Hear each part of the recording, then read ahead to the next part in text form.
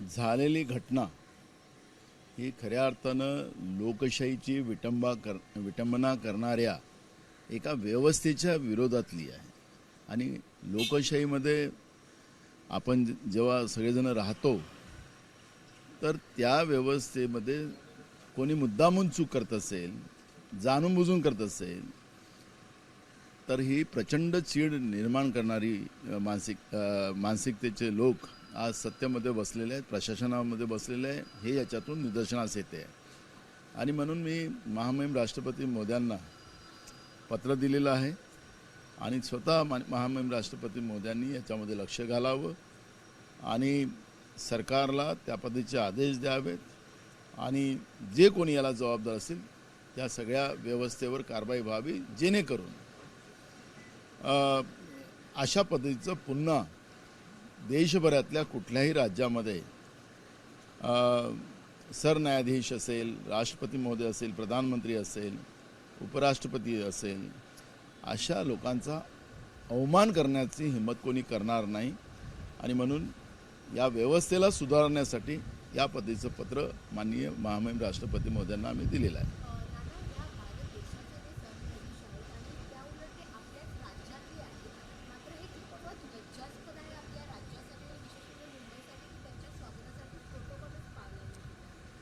महाराष्ट्रातलं भूषण आज न्यायव्यवस्थेच्या प्रमुख पदावर बसल्यानंतर महाराष्ट्रातल्या प्रत्येक जनतेला आनंद झालेला आहे.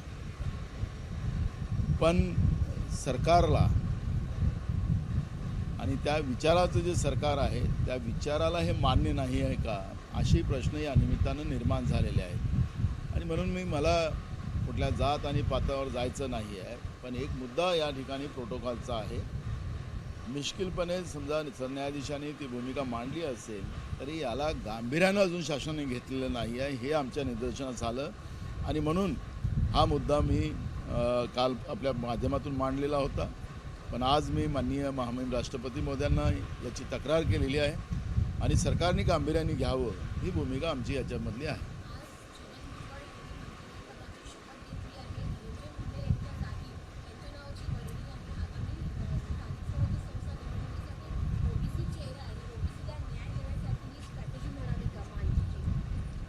बघा, ही महायुती कुठली स्ट्रॅटेजी करेल तरी त्याचा फायदा नाही आहे. माननीय सुप्रीम कोर्टाने यांना 4 महिन्याची मुदत दिलेली होती, पण हे 4 महिन्याच्या मुदतीत निवडणुका घेण्याची यांची मानसिकता नाही. स्वतः सरकार ऑक्टोबरची चर्चा करते आहे असं आपण अनेक माध्यमातून मी पाहिलेलं आहे. यांना माननीय सुप्रीम कोर्टाच्या आदेशाचं पालन करायचं नाही हे पण निदर्शनास आलेलं आहे.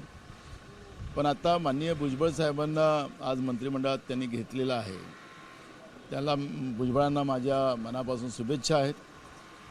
आणि सातत्यानं शाहू फुले आंबेडकरांचा विचार ते मांडतात आहेत आणि महात्मा फुल्यांचा मी खरा अनुयायी हे दाखवण्याचा अनेकदा त्यांनी प्रयत्न केलेला आहे.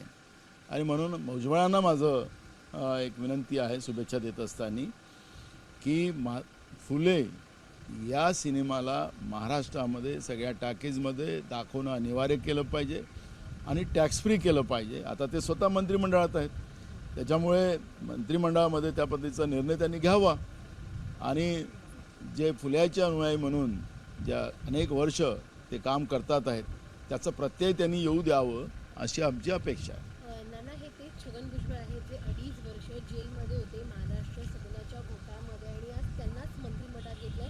नरेंद्र मोदी असतील, देवेंद्र फडणवीस असतील, दोघांनी सांगितलं होतं की भ्रष्टाचार करणाऱ्या मंत्र्यांना किंवा नेत्यांना आमच्या मंत्रिमंडळामध्ये स्थान नसेल. हो, मंत्रिमंडळात कशाला, चक्की पिसिंग असं आमचे मित्र अनेकदा जे दादांच्याबद्दल बोलायचे, छगन भुजबळांबद्दल बोलायचे, अनेक नेत्यांबद्दल बोलायचे. आता हे पिसिंग नाही झालेत, आता मिक्सिंग झालेत. भाजपचा खरा चेहरा दाखवायचा वेगळा आणि खायचे दात जे वेगळे असतात ते आपल्याला आता या निमित्तानं पाहायला मिळालेलं आहे. सगळ्या भ्रष्टाचारी लोकांना जमा करून वॉशिंग मशीनमध्ये धुवून त्यांनी हा महाराष्ट्र चालवण्याचं एक काम सुरू केलेलं आहे. पण आज महाराष्ट्राची आर्थिक परिस्थिती आपण पाहिली तर पूर्ण डबघाई झालेला महाराष्ट्र आहे. विकासाच्या नावाने शून्य आहे. फक्त या पद्धतीचे इव्हेंट करायचे. काल आपण पाहिलं असेल की महाराष्ट्राच्या विधिमंडळामध्ये मी अनेक वर्ष काम करतो आहे आणि कमिट्यांचं अशा पद्धतीचं उद्घाटन, त्या पद्धतीची मोठी जय्यत तयारी असं कधी कारण की खर्च वाढतो आहे. हे रेग्युलर पद्धत आहे, पण खर्च एवढा करायचा. पण इथं राज्यामध्ये आजच कृषी मंत्री सांगत होते की जवळपास 72,000 हेक्टरमध्ये शेती पिकाचं अवकाळी पावसामुळे नुकसान झालं.